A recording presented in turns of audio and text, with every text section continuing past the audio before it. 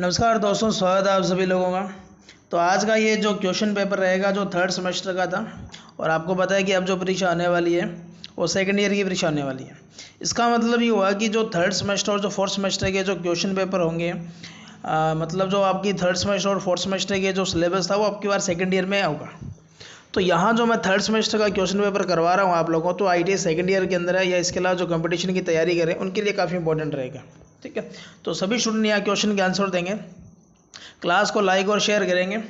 और कल आपकी क्लास होगी जिसके अंदर मैं ब्रशलेस अल्टरनेटर करवाने वाला हूँ, और तो सभी क्लास जो है वो अटेंड करेंगे। 11:15 बजे क्लास का टाइम रहेगा, तो 11:15 बजे आप लोग क्लास को ज़रूर अटेंड करेंगे और क्लास जो होगी वो लाइव रहेगी। पहला क्वेश्चन देखिए, आपको क्या दिया गया है। क्वेश्चन इंग्लिश में और हिंदी में, इसका मैं ट्रांसलेट करता जाऊंगा, तो आप लोग किसी भी तरीके से घबराने का काम मत कीजिए, निश्चिंत रहिए। पहला क्वेश्चन दे रखे कि आपको ये दे रखे है कि which of the following device does not belong to the transistor family. मतलब इनमें से कौन से जो है वो ट्रांजिस्टर की फैमिली में नहीं होता। IGBT नहीं होगा, मॉसफेट नहीं होगा, GTO नहीं होगा या BJT नहीं होगा। तो आपको ट्रांजिस्टर की फैमिली के अलावा बताना है कि कौन सा जो होगा वो ट्रांजिस्टर की फैमिली में नहीं आएगा। तो देखो, IGBT का पूरा नाम जो होगा वो इंसुलेटेड गेट बाइपोलर ट्रांजिस्टर होगा, तो ट्रांजिस्टर आ रहा है ये होगा। मॉसफेट का होगा metal oxide semiconductor field effect transistor, तो ये भी होगा। इसके अलावा GTO को अगर मैं बोलूँ तो गेट टर्न ऑफ थायरिस्टर इसको कहा जाता है, थायरिस्टर बोला है मैंने। और BJT का मतलब होता है बाइपोलर जंक्शन ट्रांजिस्टर। तो यहाँ सभी के अंदर T आ रहा है, ये सभी ट्रांजिस्टर, जबकि GTO ट्रांजिस्टर नहीं है, तो इस क्वेश्चन का C राइट आंसर होगा। अगला दे रखा है कि एक पावर ट्रांजिस्टर होगा, वो बताना आपको पावर ट्रांजिस्टर क्या होगा। 3 लेयर 3 जंक्शन होगी उसके अंदर, 3 लेयर 2 जंक्शन होगी, 2 लेयर 1 जंक्शन होगी, या 4 लेयर 3 जंक्शन होगी। तो पावर ट्रांजिस्टर के अंदर आपको बताना है कि इसके अंदर क्या होगा। तो आपको लेयर और जंक्शन आपको बताना है यहाँ पर। और ये क्वेश्चन आपका DMRC 2016 में भी पूछा गया था। तो यहाँ से बताइए इस क्वेश्चन का राइट आंसर बताइए क्या रहेगा। क्लास को सभी स्टूडेंट लाइक और शेयर करते चलेंगे। तो ट्रांजिस्टर जो होगा, जो आपका नॉर्मल ट्रांजिस्टर होता है उसके जैसे ही होता है, बस इसके अंदर चेंजिंग क्या होगा कि उसकी करंट और जो वोल्टेज कैपेसिटी होगी वो ज़्यादा होगी। तो ट्रांजिस्टर के अंदर आपने देखा होगा कि अगर मैं PNP ट्रांजिस्टर बनाऊंगा तो इसके अंदर 3 लेयर होगी, 1 2 3, और यहाँ एक जंक्शन ही होगी, दूसरे जंक्शन है, तो 3 लेयर होगी। और इसमें जंक्शन की अगर संख्या पूछी जाए तो 2 की। तो जिन स्टूडेंट का B आंसर है उनका करेक्ट होगा। अगला है कि पावर ट्रांजिस्टर जो होगा उसमें कंट्रोलिंग पैरामीटर कौन सा होगा। ये इंपॉर्टेंट क्वेश्चन है कंपटीशन के लिहाज से भी। तो ये बेस इमीटर वोल्टेज होगी, कलेक्टर इमीटर वोल्टेज होगी, बेस करंट होगा या कलेक्टर करंट होगा। बहुत ही अच्छा क्वेश्चन है। बताइए इस क्वेश्चन का राइट आंसर क्या होगा कि ट्रांजिस्टर के अंदर कंट्रोलिंग पैरामीटर कौन सा होगा। एक चीज़ तो आपको ये पता होना चाहिए कि ट्रांजिस्टर करंट कंट्रोल है या वोल्टेज कंट्रोल। तो ये करंट कंट्रोल है, तो ये 2 ऑप्शन बाहर निकाल दीजिए। तब बेस करंट का कंट्रोल करके आउटपुट चेंज करोगे या कलेक्टर, तो यहाँ से आप लोग आंसर दे सकते हो। तो इस क्वेश्चन का राइट आंसर क्या रहेगा, B IB रहेगा। तो ये बेस करंट को कंट्रोल करके आउटपुट चेंज करेगा। अगला क्वेश्चन है कि जो एक 80R जो होगा वो आपको बताना है किस स्विच की तरह काम करेगा। मतलब सिलिकॉन कंट्रोल रेक्टिफायर के बारे में आपसे पूछा गया है। यूनिडायरेक्शनल मतलब एक दिशा में होगा, बाई डायरेक्शनल मतलब द्विदिशीय होगा, मैकेनिकल मतलब यांत्रिक स्विच होगा। जो घरों में आप लोग जो स्विच होता है वो यांत्रिक स्विच होता है जिसको आप ऑन ऑफ करते हो, या इनमें से कोई नहीं होगा। तो 80R आपको बताना है कि इनमें से किसकी तरह काम करेगा, यूनिडायरेक्शनल होगा या बाई डायरेक्शनल होगा।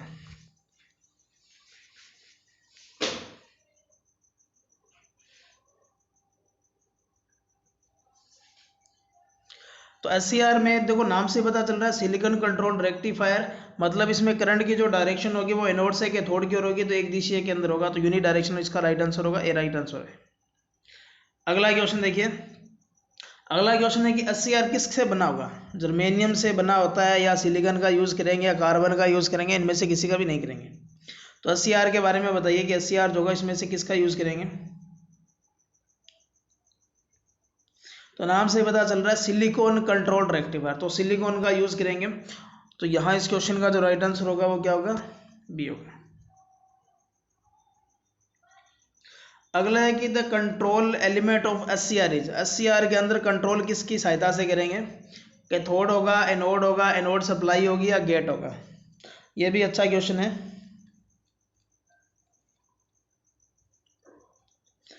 तो यहाँ से बताइए कि जो SCR जो होगा उसमें अंदर कंट्रोलिंग करने का सिस्टम किसके द्वारा करेंगे। तो SCR का अगर मैं सिंबल बनाऊँ तो इस तरीके का होगा, ये डायोड का है। यहाँ आप लोग क्या कर सकते हो, गेट दिखा सकते हो।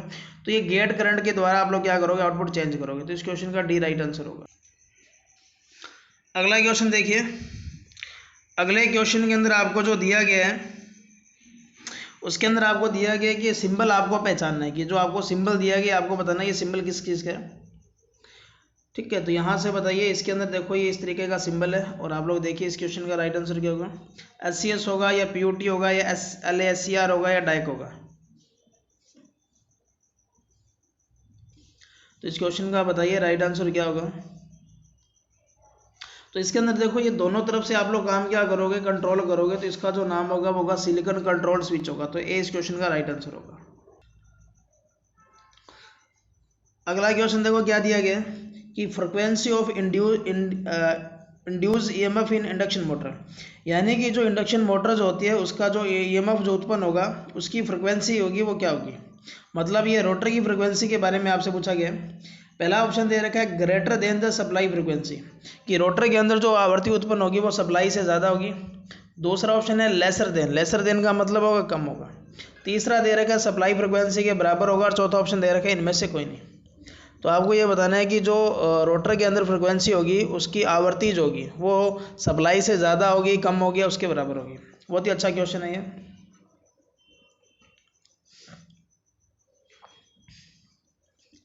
तो इसका देखो, जो अगर मैं बात करूं तो शुरुआत के अंदर आपने पढ़ा होगा कि रोटर की फ्रिक्वेंसी होगी वो स्लिप इनटू क्या होगा, सप्लाई फ्रिक्वेंसी होगा। शुरुआत के अंदर स्लिप का मान 1 होगा तो रोटर की और सप्लाई फ्रिक्वेंसी बराबर होगी। लेकिन ये शुरुआत की कंडीशन है। लेकिन जैसे जैसे आप लोग मोटर को घुमाओगे तो स्लिप का मान जो होगा वो कुछ ना कुछ अलग आएगा। तो पहले तो 100% होगा, फिर धीरे धीरे क्या होगा, स्लिप का मान घटेगा जैसे जैसे मोटर चलेगी। तो इसका मतलब रोटर की फ्रिक्वेंसी हमेशा क्या होती है, कम होती है। तो इस क्वेश्चन का बी राइट आंसर होगा। अगले क्वेश्चन में दे रखा है कि जो आपके पास जो मोटर जो होती है उसके अंदर जो रोटर जो होता है उसके खांचों को तिरछा रखा जाता है। स्क्वेयर का मतलब क्या होगा, तिरछा। तो उसका पीछे रीज़न क्या है। पहला दे रखा है कि जो मैग्नेटिक हम, कि मोटर जब चलेगी तो उसमें जो चुंबकीय शोर होगा उसको कम करेगा। दूसरा ऑप्शन क्या करेगा कि tendency of rotor remain under the stator due to the direct magnetic attraction is reduce. इसका मतलब ये होगा कि जो रोटर और स्टेटर के जो बीच में जो लॉकिंग होती है उसको कम करेगा। तीसरा ऑप्शन होगा कि रनिंग जो होगा यूनिफॉर्म टॉर्क उत्पन्न करेगी रनिंग के टाइम, या अप्रोक्स सभी होगा। तो तिरछे रखने से आपको चुंबकीय शोर कम होगा, या लॉकिंग कम करेगा, या इसका एक समान टॉर्क उत्पन्न करेगा, या सभी चीज़ें उत्पन्न करेगा। तो इस क्वेश्चन का आंसर बताइए क्या रहेगा।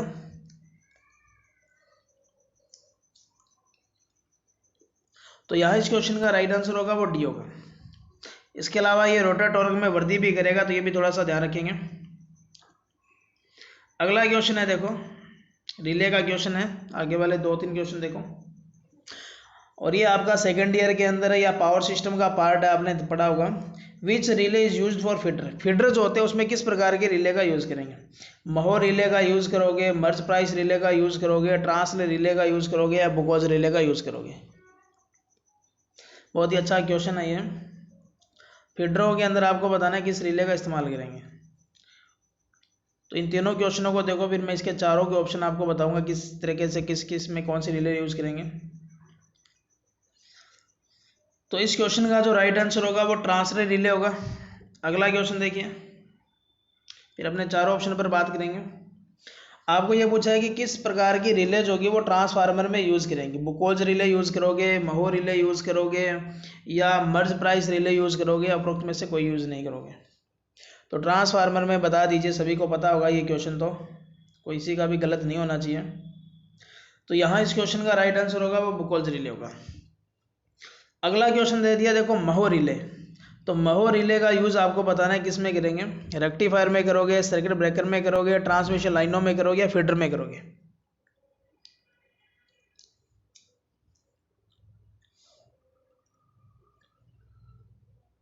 तो बताइए इस क्वेश्चन का राइट आंसर क्या होगा। तो महो रिले का यूज़ किया जाता है, ट्रांसमिशन लाइनें होती है और वो भी क्या होती है, ठीक है, लंबी दूरी की जो ट्रांसमिशन लाइनें होती है उसमें करेंगे। अब इन चार ऑप्शनों को ध्यान से देखिए, तीनों क्वेश्चन दिखाता हूँ मैं आपको। देखो मैंने इस क्वेश्चन का जो आंसर दिया है ट्रांसले दिया था, इसका मैंने बुकोज रिले दिया था, और इसका मैंने दिया था ट्रांसमिशन लाइन। तो पहला देखो, फीडर में महो रिले यूज़ नहीं करेंगे क्योंकि महो रिले तो ट्रांसमिशन लाइनों में यूज़ हो रही है। दूसरा मैंने दे रखा है कि जो बुकोल्स रिले, पहले ऑप्शन में बुकोल्स रिले नहीं कर सकते क्योंकि ये बुकोल्स रिले ट्रांसफार्मर में यूज़ हो रही है। मर्ज प्राइस रिले मैं आपको बता देता हूँ, अल्टरनेटर के अंदर ज़्यादा यूज़ की जाती है, इसके साथ साथ ये ट्रांसफार्मर में भी यूज़ होती है, ठीक है। और नीचे वाले क्वेश्चन के अंदर अगर आप लोग देखोगे तो बुकोज रिले भी यूज़ होती है और मर्ज प्राइस भी रिले भी यूज़ होती है, लेकिन चार ऑप्शन अलग अलग है तो आप लोग ए आंसर ही करोगे, ठीक है। तो यहाँ से आप लोग क्या करो, याद रखोगे। और ट्रांसले मैंने बताई दिया, महो आपको बताई दिया, तो चार ऑप्शन आपको पता चल चुके हैं। अगला क्वेश्चन देखो, काफ़ी अच्छा क्वेश्चन है। आपको ये बताना है कि इनमें से जो which of the following not part of at circuit breaker, यानी कि जो सर्किट ब्रेकर होगा उसका कौन सा पार्ट नहीं है। सर्किट ब्रेकर जो होगा उसका इनमें से कौन सा पार्ट नहीं है, आपको ये बताना है। एक्सप्लोजन पोर्ट होगा, फिक्स और मूविंग कॉन्टैक्ट होंगे, कंजर्वेटर होगा या ऑपरेटिंग मैग्नेटिज्म होगा, मैकेनिज्म होगा। मतलब सर्किट ब्रेकर का भाग आपको बताना है कौन सा नहीं होगा। कीजिए, कमेंट कीजिए और क्लास को लाइक शेयर जरूर करते रहिए। और कल 11 बजे जरूर आओगे, 11:15 बजे अपनी क्लास होगी।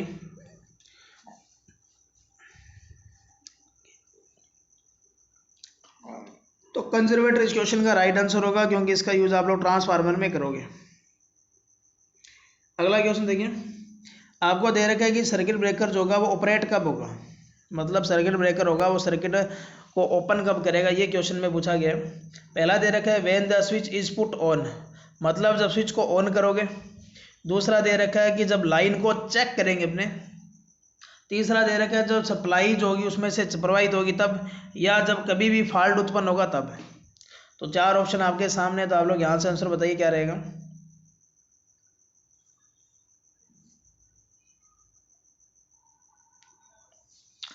तो सर्किट ब्रेकर जो होगा वो फॉल्ट आने पर क्या करेगा, काम करेगा। तो इस क्वेश्चन का डी राइट आंसर होगा। अगला क्वेश्चन देखो, और ही मज़ेदार क्वेश्चन है। देखो क्या दिया गया है, एलईडी आपको बताना है कि एलईडी का पावर फैक्टर क्या होगा। एलईडी जो होगी उसका पावर फैक्टर आपको बताना है कि एलईडी का पावर फैक्टर क्या होगा। तो देखते हैं इस क्वेश्चन का राइट आंसर कौन देगा, यूनिटी होगा, लीडिंग होगा या लैगिंग होगा।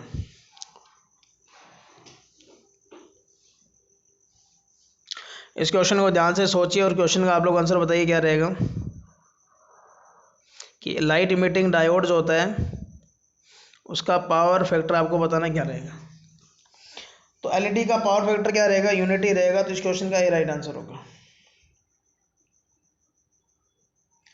अगला क्वेश्चन देखिए, अगले क्वेश्चन में आपको दिया गया है कि जो केबल जो होती है उसमें इंटरसीथ है, यानी कि सीथ का प्रयोग करेंगे, वो क्यों करेंगे। पहला ऑप्शन देखो क्या दिया गया है, प्रोवाइड प्रॉपर स्ट्रेस डिस्ट्रीब्यूशन, यानी कि जो वोल्टेज का जो तनाव होता है उसका वितरण करने के लिए करेंगे। दूसरा दे रखा है मिनिमाइज द स्ट्रेस, यानी कि तनाव को कम करने के लिए।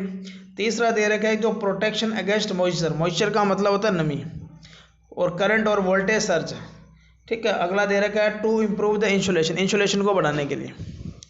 तो पहले ऑप्शन में आपको दे रखा है तनाव जो होगा उसका वितरण करने के लिए होगा। दूसरे में तनाव को कम करने के लिए होगा।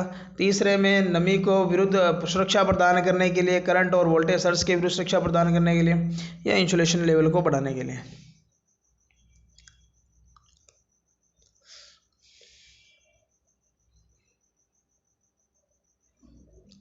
तो यहाँ इस क्वेश्चन का जो राइट आंसर होगा वो सी रहेगा। अगला क्वेश्चन देखिए, आपको दे रखा है कि एक लेयर सिमिलर टू बेडिंग, मतलब एक परत होती है जो बेडिंग के समान होती है। Two is provide on the armouring, मतलब आर्मरिंग के ऊपर होती है। प्रोटेक्ट द वॉल केबल, मतलब पूरी केबल की सुरक्षा के लिए होगी। किससे, atmosphere condition. Which layer is this, मतलब आपको ये बताना है कि एक आर्मरिंग के ऊपर एक ऐसी लेयर का इस्तेमाल करते हो जो बेडिंग के समान होती है और जो काम क्या करेगी, वातावरण की जो कंडीशन होगी उससे सुरक्षा प्रदान करेगी पूरी केबल को। उस लेयर को क्या कहोगे। बहुत ही अच्छा क्वेश्चन है। इंसुलेशन होगा, एक जूट की लेयर होगी, सर्विंग बोलोगे या सीथ बोलोगे। बहुत ही अच्छा क्वेश्चन है और कंपटीशन एग्जामों में आने लायक ऐसा क्वेश्चन है।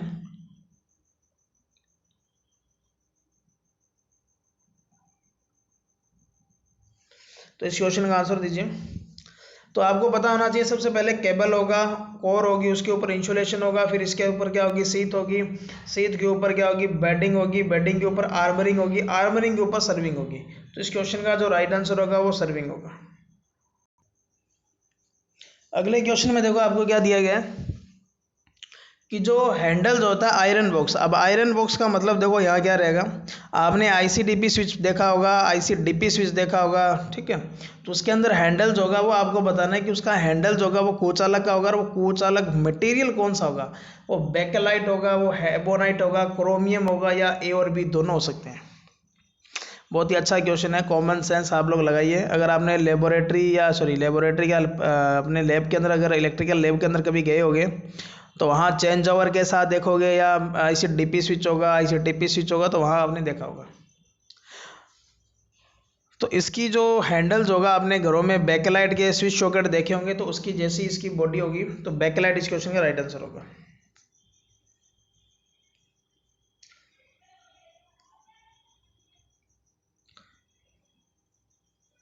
अगला क्वेश्चन देखिए, the tube of A tube light is filled with, यानी कि ट्यूबलाइट के अंदर जो ट्यूब होगी उसमें क्या चीज़ को फिल किया जाता है, भरा जाता है। पहला ऑप्शन दे रखा है फ्लोरोसेंट का पेस्ट होगा, दूसरा दे रखा है लो प्रेशर में गैस अपने क्या करेंगे, उसको करेंगे, और तीसरा दे रखा है मरकरी, चौथा दे रखा है बी और सी दोनों करोगे आप लोग, गैस भी भरोगे और मरकरी की, ठीक है, मरकरी भी रखोगे। तो बताइए इस क्वेश्चन का राइट आंसर जो होगा वो क्या होगा।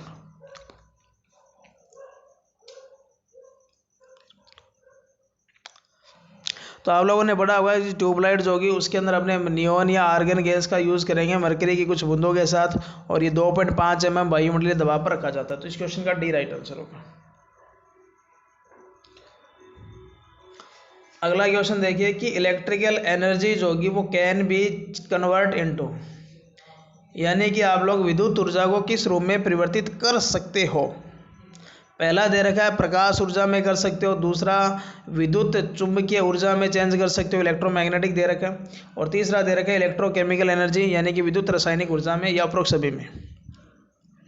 तो विद्युत ऊर्जा को आप लोग चेंज कर सकते हो, किस किस रूप में चेंज करोगे वो आपसे पूछा गया है।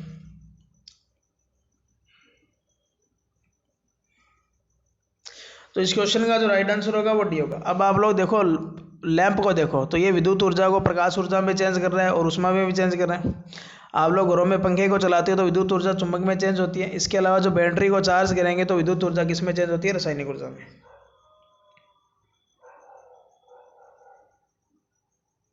अगला क्वेश्चन आपको दे रखा है कि which of the following is not a unconventional source of energy, मतलब आपको ये बताना है कि जो गैर परंपरागत ऊर्जा स्रोत कौन सा नहीं है, मतलब वो परंपरागत एनर्जी सोर्स है। पहला दे रखा है टाइडल पावर, मतलब ज्वारीय ऊर्जा होगी, दूसरा जियो थर्मल एनर्जी, मतलब भूतापीय ऊर्जा होगी, न्यूक्लियर एनर्जी, मतलब नाभिकीय ऊर्जा होगी, और चौथा दे रखा है विंड पावर, मतलब पवन ऊर्जा होगी। तो बहुत ही सिंपल क्वेश्चन है, 4 ऑप्शन का आइडिया भी लगाओगे तो ऑप्शन से आप लोग कर सकते हो।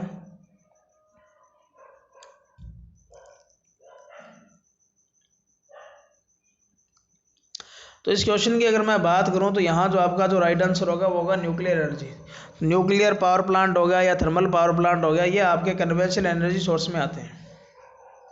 अगला क्वेश्चन देखिए, अगले क्वेश्चन में आपको दिया गया है कि जो पल्वराइज्ड कोयला जो होता है वो कौन सा होगा।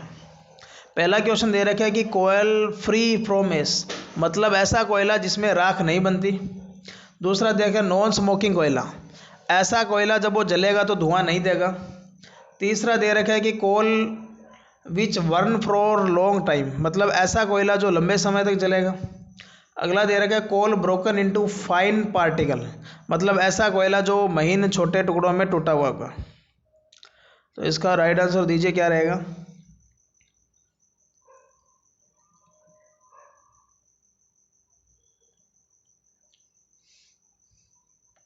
तो यहाँ आपका जो राइट आंसर होगा वो डी होगा, छोटे टुकड़ों में जो कोयला टूटा हुआ होगा उसको पल्वराइज्ड कोयला कहा जाता है। अगले क्वेश्चन में आपको दिया गया है कि जो pressure of steam in condenser, यानी कि जो कंडेंसर जो होगा उसमें भाप क्या जो दाब होगा वो क्या होगा। पहला दे रखा है एटमॉस्फेरिक प्रेशर, मतलब वायुमंडलीय दबाव के बराबर होगा। दूसरा दे रखा है मोर देन प्रेशर, यानी कि वायुमंडलीय दबाव से ज़्यादा रखा जाता है। स्लाइटली लेस, मतलब थोड़ा सा कम रखेंगे प्रेशर, मतलब वायुमंडलीय दबाव से। चौथा दे रखा है कि मच लेस, मतलब बहुत कम रखेंगे प्रेशर को। तो स्टीम आप लोग बताना है कि जो कंडेंसर जो होगा उसके अंदर आपको बताना है। और कंडेंसर मैं बता दूं टरबाइन के बाद में जो भाप जो होती है ब्लेडों से गिरकर वहाँ उसको ले जाया जाता है कंडेंसर में, और वहाँ इसको लिक्विड में चेंज किया जाता है, गर्म पानी में चेंज किया जाता है। तो आप लोग आइडिया मैंने दे दिया, आप लोग बताइए क्या होगा। घरों में आप लोग जो होते हैं वो सिलेंडर वगैरह आप लोग रखते हो, उसके अंदर गैस होता है वो कंप्रेसर से भरा जाता है, तो उसमें दाब को बढ़ाया जाता है। तो इस क्वेश्चन का बी राइट आंसर होगा।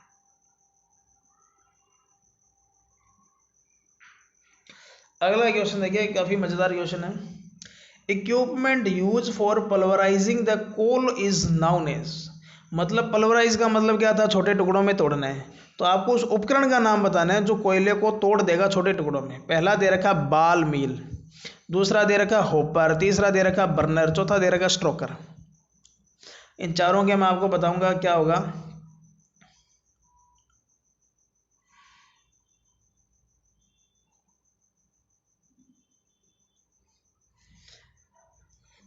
तो देखो बाल मिल इस क्वेश्चन का राइट आंसर होगा। बड़े टुकड़ों को तोड़ने का छोटे टुकड़ों में काम करेगा वो स्ट्रोकर करेगा। बर्नर का मतलब जो जलाएगा कोयले को। होपर जिनकी सहायता से कोयले को उसमें बॉयलर में गिरा जाता है। तो कोयले को अगर बॉयलर में पूछ ले किसकी सहायता से गिरा जाएगा, तो वहाँ आप लोग कन्वेयर बेल्ट नहीं गिरेंगे, वहाँ होपर गिरेंगे। अगला क्वेश्चन देखिए, अगला दे रखा है कि जो turn around efficiency of pump hydro scheme seldom exceeds. तो आपको जो पंप हाइड्रो प्लांट होगा उसकी एफिशिएंसी आपको बताना है यहाँ पर कितनी होगी। तो मेरे को इस क्वेश्चन में थोड़ा सा डाउट है, 15 और 25 के अंदर, पूरा एग्जैक्ट नहीं पता, क्योंकि हाइड्रो पावर प्लांट अगर दिया होता तो 86% तक होती है। जहाँ तक मेरा आइडिया 15 या 25 में से इसका एक राइट आंसर होगा। ठीक है, क्योंकि परसेंटेज के अंदर वैल्यू है, तो मैंने ऐसा कहीं पढ़ा नहीं है, तो इस बारे में मैं कोई जानकारी नहीं दूंगा। और जिनको भी स्टूडेंट को पता है तो कमेंट बॉक्स में कमेंट करेंगे। अगला क्वेश्चन देखिए, अगले क्वेश्चन में आपको जो दिया गया है वो दे रखा है कि which power plant is free from environment pollution problem. मतलब ऐसा प्लांट आपको बताना है जिसमें पर्यावरणीय प्रदूषण नहीं होगा। ठीक है, तो थर्मल में नहीं होता, न्यूक्लियर पावर प्लांट में नहीं होगा, या हाइड्रो में नहीं होगा, या जियो थर्मल एनर्जी प्लांट में नहीं होगा। तो ऐसा कौन सा प्लांट है जो प्रदूषण नहीं फैलाता।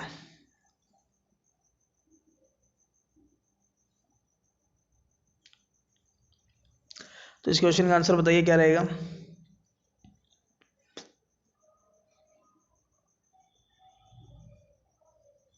तो देखो यहाँ मैं अगर आपको बताऊं तो इस क्वेश्चन का राइट आंसर होगा वो हाइड्रो प्लांट होगा, क्योंकि हाइड्रो के अंदर पानी का यूज़ करेंगे जो किसी भी प्रकार का पोल्यूशन नहीं करता।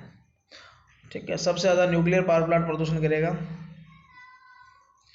अगला देखो, आपको ये बताना है कि which of the flowing fuel material occur naturally, मतलब प्रकृति के अंदर जो स्वतंत्र रूप से पाया जाता है वो आपको बताना है इनमें से कौन सा होगा। यूरेनियम 235 होगा, प्लूटोनियम 239 होगा, या प्लूटोनियम 241 होगा, या यूरेनियम -233 होगा। तो इस क्वेश्चन का बताइए राइट आंसर जो होगा वो क्या होगा।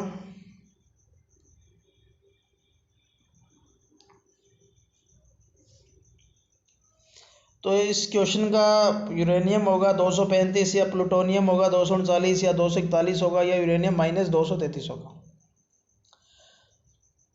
तो इस क्वेश्चन का जो राइट आंसर होगा वो यूरेनियम 235 होगा। अगला क्वेश्चन देखो, काफ़ी अच्छा क्वेश्चन है, न्यूक्लियर पावर प्लांट से है।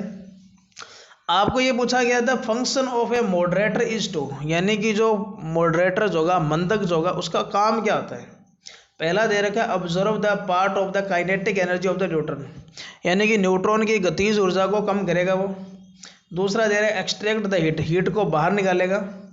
अगला दे रखा है reflect back some of the neutron, यानी कि न्यूट्रॉन को परावर्तित करेगा। स्टार्ट द रिएक्टर, यानी कि जो रिएक्टर जो होगा जिसमें अपने जो अभिक्रिया करवाएंगे उसको स्टार्ट करेगा। तो मंदक का काम आपसे पूछा है, नाम से ही पता लगा सकते हो कि काम क्या करेगा। मंद करेगा, मंद यानी कि मंदक होगा आपका, तो आप लोग बता सकते हो यहाँ से क्या करेगा। तो हीट को बाहर निकालेगा, न्यूट्रॉनों को रिफ्लेक्ट करेगा, स्टार्ट करेगा रिएक्टर को, या ऑब्जर्व करेगा काइनेटिक एनर्जी मतलब गतिज ऊर्जा को कम करेगा। तो इस क्वेश्चन का ए राइट आंसर होगा। अगला क्वेश्चन देखिए, अगले क्वेश्चन में आपको दे रखा है which of the following is not use as moderator, यानी कि मंदक के रूप में किसका इस्तेमाल नहीं किया जाता। देखो मंदक का काम पूछा था क्वेश्चन में, अब की बार पूछ लिया किसका यूज़ नहीं करेंगे। पानी का यूज़ नहीं करोगे, भारी जल का यूज़ नहीं करोगे हैवी वाटर, या ग्रेफाइट का यूज़ नहीं करोगे, या बोरोन का यूज़ नहीं करोगे। बहुत ही सिंपल क्वेश्चन है, ईजी क्वेश्चन है ये।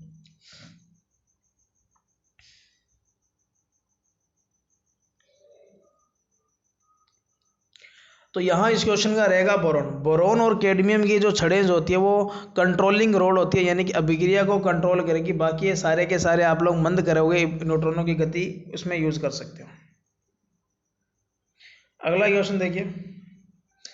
अगला क्वेश्चन में और ही अच्छा जो लाइन दे रखी है कि energy from gravitational field is is energy obtain from.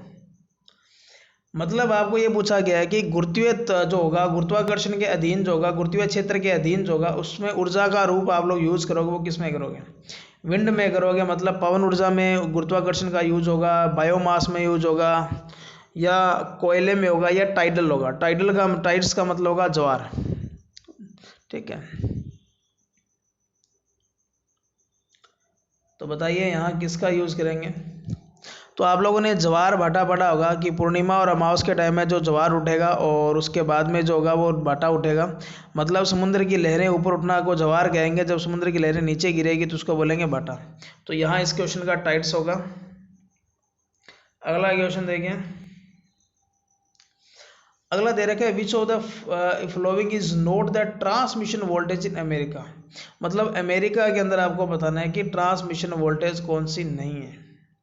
66 केवी नहीं है, 132 केवी नहीं है, 264 केवी नहीं है, या 400 केवी नहीं है।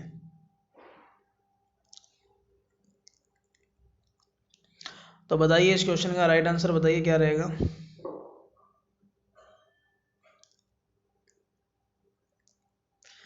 तो इस क्वेश्चन का 264 राइट होगा। 166 केवी भी यूज़ की जाती है, इंडिया में भी यूज़ की जाती है, 132 भी यूज़ की जाती है, और 400 भी। अगला क्वेश्चन देखिए। ये क्वेश्चन इंडियन ऑर्डिनेंस फैक्ट्री में भी पूछा गया था 2016-17 के अंदर। विच of the following is usually note the generating voltage. मतलब किस वोल्टता का उत्पादन आप लोग नहीं करते हो। 6.6 केवी का नहीं करोगे, 9.9 का नहीं करोगे। देखो करोगे नहीं पूछा है, करोगे है पूछा नहीं है आपसे, ये ध्यान रखना। क्वेश्चन का आंसर देते समय ध्यान रखोगे। 11 केवी या 13.2 केवी। तो सभी अपने क्वेश्चन को ध्यान से पढ़िए। आपसे पूछा नोट द जनरेटिंग वोल्टेज, कौन सी उत्पादन वोल्टेज नहीं है।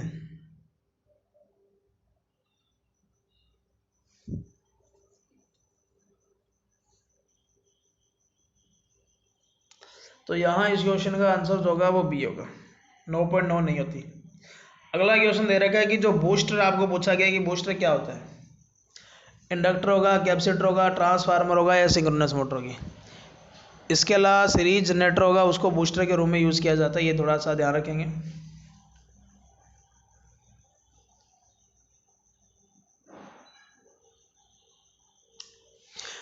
तो इस क्वेश्चन का राइट आंसर होगा ट्रांसफार्मर। अगर ऑटो ट्रांसफार्मर दिया होता तो आपका राइट आंसर वो होता। बूस्टर का इस्तेमाल लाइन जो होती है उसमें वोल्टेज ड्रॉप जो होता है उसको पूर्ति करने के लिए यूज़ किया जाता है। और यहाँ ऐसी ट्रांसमिशन लाइनों में ट्रांसफार्मर का यूज़ करेंगे, और डीसी में अगर पूछा जाता तो सीरीज जनरेटर का यूज़ करेंगे। अगला क्वेश्चन देखिए। अगले क्वेश्चन में आपको दे रखा है which of the following note the distribution system normally use. मतलब किस वितरण पद्धति का इस्तेमाल नहीं किया जाता है। 3 फेज 4 तार का यूज़ नहीं करेंगे, 3 फेज 3 तार का नहीं करेंगे, सिंगल फेज 3 तार का नहीं करेंगे, सिंगल फेज 4 तार का यूज़ नहीं करेंगे।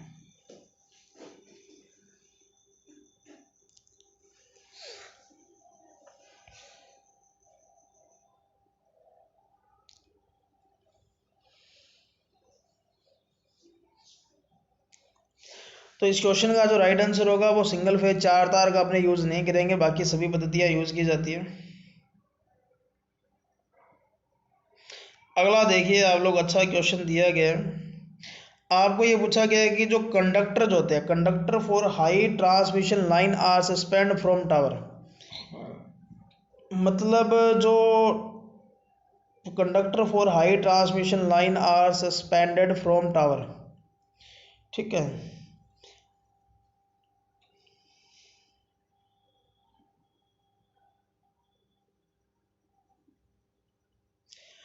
तो यहाँ से आपको क्या दिया गया कि जो conductor for transmission lines are suspended from tower, यानी कि टावर जो होगा, ठीक है, उससे ट्रांसमिशन लाइनेज होती है, ठीक है, उसको दूर क्यों रखा जाता है। पहला दे रखा है to reduce clearance from ground, यानी कि ग्राउंड से दूरी बनाए रखने के लिए, ठीक है, दूरी कम करने के लिए। दूसरा दे रखा है इंक्रीज क्लियरेंस फ्रॉम ग्राउंड, यानी कि ग्राउंड से दूरी को बढ़ाने के लिए। अगला दे रखा है to reduce wind and snow leads slow loads, ठीक है, लोड में परिवर्तन होगा जो हवा की वजह से, उसको कम करने के लिए। या to take care of extension length during summer, यानी कि जो गर्मियाँ जो होती है उस समय क्या होता है, तार की लंबाई में क्या हो जाती है, वृद्धि हो जाती है। तो ये आपको बताना है यहाँ से क्या इसका राइट आंसर होगा। तो ट्रांसमिशन लाइंस होती है, उसमें चालकों को दूर रखा जाता है एक दूसरे से, उसके पीछे रीजन आपको बताना है। तो देखो यहाँ क्या होगा, तो गर्मियों के अंदर ये क्या होगा, ट्रांसमिशन लाइनें क्या होती है, वो क्या होगी, तापमान की वजह से क्या होगा, ये लंबाई में वृद्धि करती है और उस वजह से दो कंडक्टर आपस में शॉर्ट हो सकते हैं, इस वजह से उनके बीच में कुछ ना कुछ गैप रखा जाता है। अगला दे रखा है कि जो ट्रांसमिशन एफिशिएंसी होगी वो इंक्रीज कब होगी, वोल्टेज और पावर दोनों इंक्रीज करेंगे तब, वोल्टेज और पावर दोनों डिक्रीज करेंगे तब, वोल्टेज को बढ़ा रहे हो और पावर फैक्टर को घटा रहे हो, और वोल्टेज को घटा रहे और पावर फैक्टर को बढ़ा रहे हैं। तो ट्रांसमिशन लाइन की दक्षता कब वृद्धि होगी, एफिशिएंसी आपको बताना है वृद्धि कब होगी।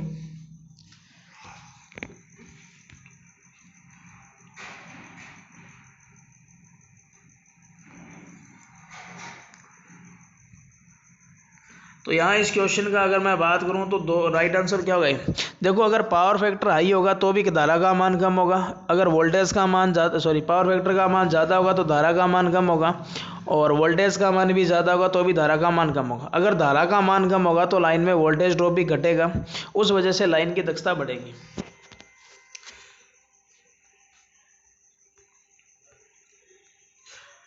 अगला क्वेश्चन देखो, काफ़ी अच्छा क्वेश्चन है। आपको दे रखा है कि जो जनरेटिंग वोल्टेज और फ्रिक्वेंसी इंडिया में क्या चीज़ है। भारत के अंदर वोल्टेज 11 kV और फ्रिक्वेंसी 60 हर्ट्ज है। दूसरा ऑप्शन दे रखा है कि 11 kV तो वोल्टेज और 50 हर्ट्ज क्या फ्रिक्वेंसी है।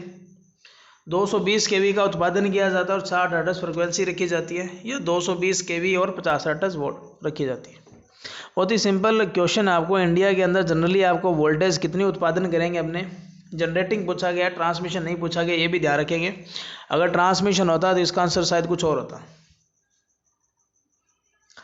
तो आपको पता है कि 11 या 33 पर उत्पादन करेंगे, और मोस्टली अगर पूछा जाए तो 11 kV पर ही होगा, तो इस क्वेश्चन का भी राइट आंसर होगा। और फ्रिक्वेंसी अपने को पता है 50 हर्ट्ज ही रहती है। 39 नंबर क्वेश्चन देखिए, आपको क्या दिया गया।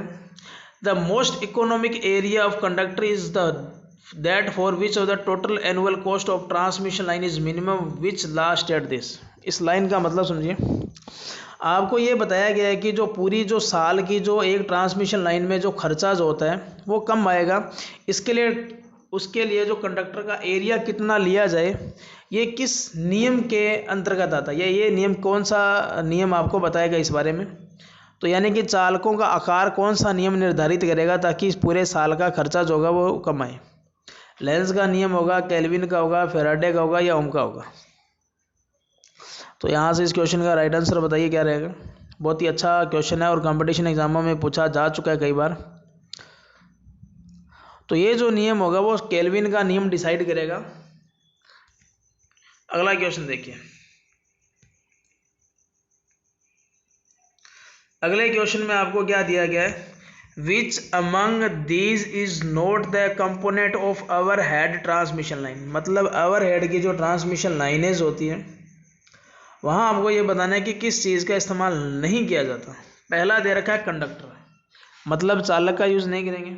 क्रॉस आर्म का नहीं यूज़ करेंगे। डेंजर प्लेट नहीं लिखी होगी, खतरे की जो प्लेट लगी होती है वो नहीं होगी, या ट्रांसफार्मर नहीं होगा। सिंपल क्वेश्चन है, दीजिए आंसर। 10 क्वेश्चन और करने वाले अपने।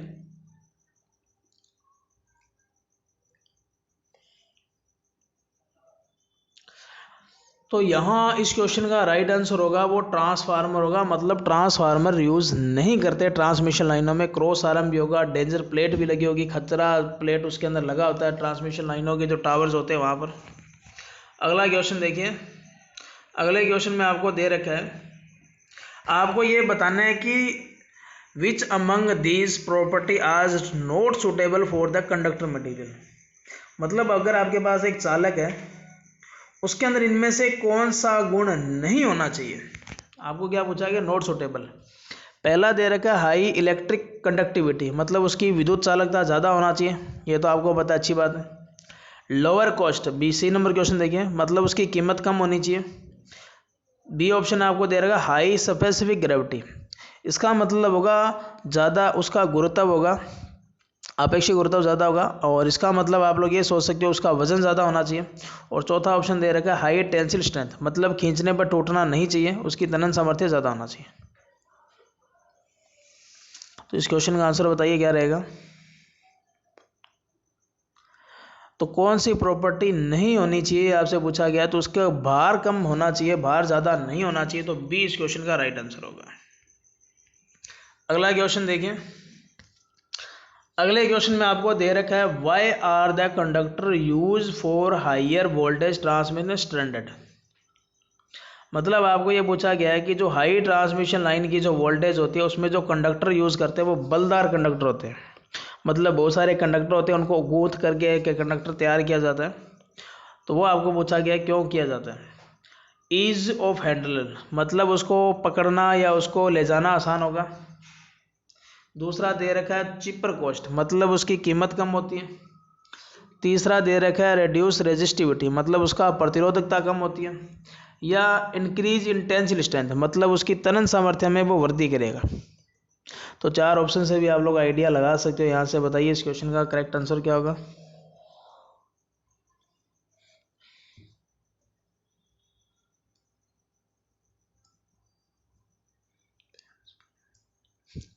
तो इस क्वेश्चन का करेक्ट आंसर होगा तनन सामर्थ्य में वृद्धि करेगा। बहुत सारे कंडक्टर आप लोग इस तरीके से देखते हो और इनमें स्टील का कंडक्टर का भी यूज किया जाता है। तो इस क्वेश्चन का डी राइट आंसर होगा। अगला क्वेश्चन तो और ही सिंपल क्वेश्चन है। आपको दिया गया है कि which material is use for manufacture of ground wire. मतलब जो भूमिगत तारें जो होती है, ग्राउंड वायर जो होती है, वो किस लिए उसके वो किसकी बनी होगी। एल्यूमिनियम की होगी, गैल्वेनाइजिंग स्टील मतलब जस्तीकृत इस्पात की होगी, कास्ट आयरन की होगी, स्टेनलेस स्टील की होगी, या जंगरोधी स्टील की बनी होगी। तो ग्राउंड वायर आपको बताना है, यहाँ से अर्थिंग का तार आपको बताना है किसका बना होता है।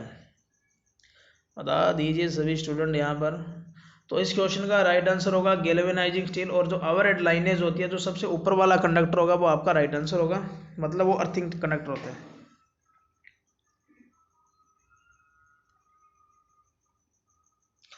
अगला क्वेश्चन देखिए, आपको क्या दे रखा है कि the armouring is provide above the bending. तो एक क्वेश्चन आपको दिया गया था कि सबसे ऊपर जो होगा, जो वातावरण से सुरक्षा प्रदान करेगा, तो वो मैंने आपको बताया था सर्विंग होगी। सर्विंग से पहले आर्मरिंग होगी। तो आर्मरिंग जो होगा वो बेडिंग के ऊपर होगा। तो यही क्वेश्चन में दिया गया है armouring is provide above the bedding, मतलब आर्मरिंग को बेडिंग के ऊपर कर दिया आपने। The armouring consist of one और two layer of which wire और टेप। मतलब आर्मरिंग जो होगी वो एक या दो लेयर होती है, वायर और टेप की बनी होती है। वो आपको बताना वो किस चीज़ की होती है। मतलब क्वेश्चन की लैंग्वेज ये है आर्मरिंग किसकी बनी होती है, ये बताइए आप लोग। गैल्वेनाइजिंग स्टील होगा, पतला कॉपर का तार होगा, एल्यूमिनियम का तार होगा, या ऐसा तार होगा जो एल्यूमिनियम और कैडमियम दोनों का बना होता है।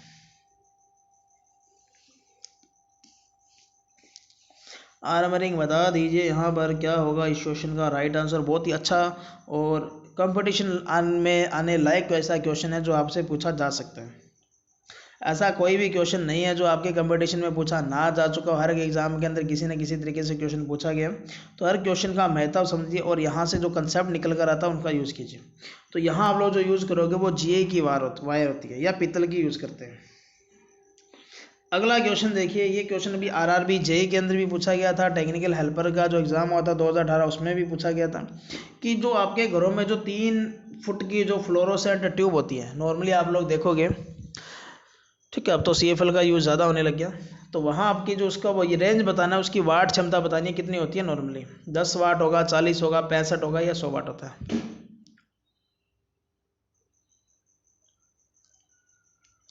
तो 3 वाट की जो 3 फुट की जो ट्यूब होगी, मतलब लगभग 1 मीटर होगा। तो इसकी जो रेंज होगी वो 40 फुट होती है, ठीक है। और वहाँ जो क्वेश्चन पूछा गया था वो उल्टा पूछा गया था कि 40 वाट की जो ट्यूबलाइट होती है उसकी लेंथ कितनी होगी, तो उसका वहाँ जो आंसर था वो 1.2 मीटर था। तो उल्टा भी पूछा जा सकता है। ये देखो प्रदीप्ति का क्वेश्चन अच्छा क्वेश्चन है। आपको ये बताना है कि ल्यूमन प्रति वाट जो होगा वो यूनिट किसकी है, वो लाइट फ्लक्स की होगी, ल्यूमिनस इंटेंसिटी यानी कि ज्योति तीव्रता की होगी, ब्राइटनेस यानी कि चमकीलापन की होगी, या ल्यूमिनस एफिशिएंसी या ल्यूमन दक्षता की होगी। मैं चारों की यूनिटें आपको बताऊंगा, ध्यान से समझेंगे इस क्वेश्चन को। तो देखो फ्लक्स की जो यूनिट होगी वो ल्यूमन होगी, ज्योति तीव्रता की जो होगी वो कैंडेला होगी, और ब्राइटनेस की होगी कैंडेला प्रति मीटर का स्क्वायर या सेकंड का सेमी का स्क्वायर होगा। ल्यूमिनस एफिशिएंसी होगी वो ल्यूमन प्रति वाट के अंदर होगा, मतलब लैंप कितने वाट का वो कितना लाइट उत्पन्न करेगा। तो यहाँ इस क्वेश्चन का जो राइट आंसर होगा वो डी रहेगा। अगला क्वेश्चन देखिए, सर्किट ब्रेकर का आपको दिया गया है। आपसे जो क्वेश्चन में पूछा गया एक सर्किट ब्रेकर चीज, यानी कि सर्किट ब्रेकर है क्या चीज, क्या जुगाड़, क्या ये पावर फैक्टर को करेक्ट करेगा, मतलब उसको ठीक करेगा। अगला दे रखा है device to neutralize the effect of transient, यानी कि जो क्षणिक प्रभाव होगा उसको कम करेगा। अगला दे रखा है कि ए वेव फॉर्म करेक्टिंग डिवाइस, यानी कि जो तरंग रूप जो होगा उसको ठीक करेगा ये। अगला दे रहा है करंट इंटरप्टिंग डिवाइस, मतलब धारा में बाधा उत्पन्न करने वाली एक उपकरण होगा। तो आप लोग यहाँ से आंसर दे सकते हो आसानी से। देखो इंग्लिश इतना टफ नहीं होता जितना आप लोग इसको सोचते हो, ठीक है। तो यहाँ आप लोग बताइए इस क्वेश्चन का राइट आंसर बताइए। Give me the right answer.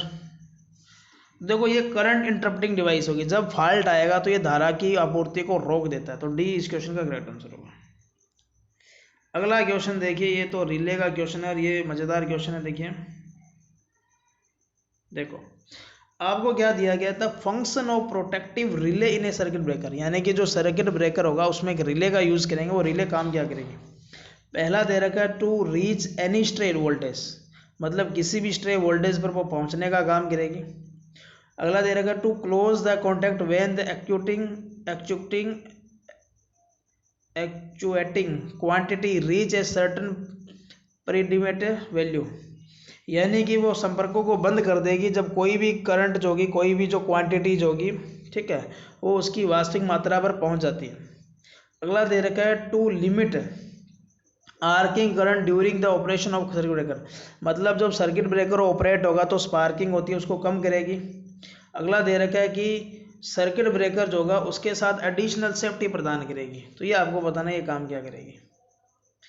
तो रिले जो होगा वो स्पार्किंग को या आर्किंग को कम करेगी, एक सेफ्टी को प्रोवाइड करेगी, या संपर्कों को बंद कर देती है जब वो कोई भी फॉल्ट आएगा, जब उसकी वैल्यू पर पहुंचेगा। तो यहाँ इस क्वेश्चन का अगर मैं राइट आंसर बताऊं तो बी रहेगा कि रिले जो होती है वो सर्किट ब्रेकर को ऑपरेट करती है। जब फॉल्ट आएगा तो इसके रिले क्या होंगे, रिले के जो संपर्क होंगे वो बंद होंगे, और ये रिले काम क्या करेगी, सर्किट ब्रेकर को ऑपरेट करेगी और उसको खोल देगी। इसका मतलब दोष की सूचना रिले से मिलेगी किसको, सर्किट ब्रेकर को। ये दो क्वेश्चन देख लीजिए।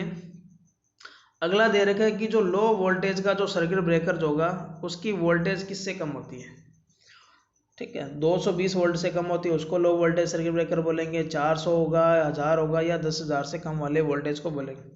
अगला क्वेश्चन आपको SF6 गैस का पूरा नाम पूछा है। सल्फर फ्लोराइड होगा, सल्फर डाईफ्लोराइड होगा, सल्फर हेक्साफ्लोराइड होगा, या सल्फर यहाँ फ्लोरीन है, ये थोड़ा सा ध्यान से समझना, यहाँ फ्लोराइड है, ठीक है। तो 49 और 50 का क्वेश्चन का आंसर दीजिए, और क्लास को सभी स्टूडेंट शेयर करके जाएंगे। जो भी ITI स्टूडेंट सेकेंड ईयर के अंदर है जिनके एग्ज़ाम होने वाले हैं तो उनके लिए क्वेश्चन रहेगा ये, और आप लोग पूरा सपोर्ट कीजिए। तो आपको मैं कुछ क्वेश्चन पेपर इनके करवाने वाला हूँ, लेकिन वो रहेंगे इंग्लिश के अंदर, हिंदी में नहीं करवाए जा सकते, ठीक है, क्योंकि PDF सारा इंग्लिश के अंदर मिला। तो इसका 10,000 इसका राइट आंसर होगा, और इसका जो पूरा नाम होगा सल्फर हेक्साफ्लोराइड होगा, ठीक है। एक बात और याद रखेंगे, जब ये आरक को छमन करेगी तो उस समय ये दो टुकड़ों में टूट जाती हैं, SF2 और SF4 के अंदर। तो इस क्वेश्चन का राइट आंसर क्या रहेगा, डी रहेगा। तो मिलेंगे कल, धन्यवाद, जय हिंद, जय भारत। क्लास को लाइक शेयर करते रहिए।